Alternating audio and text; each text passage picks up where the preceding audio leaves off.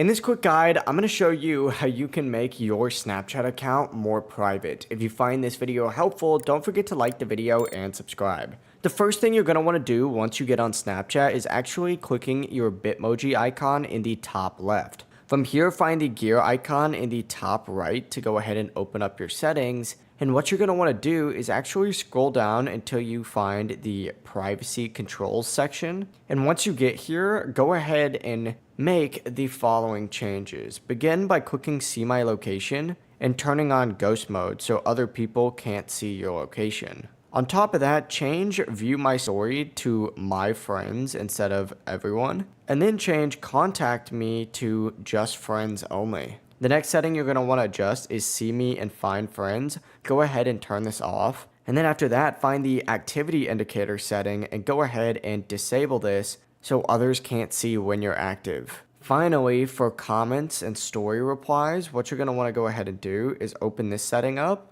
and set it to friends only or custom or even require manual approval. But that's it. Your Snapchat account is now much more private.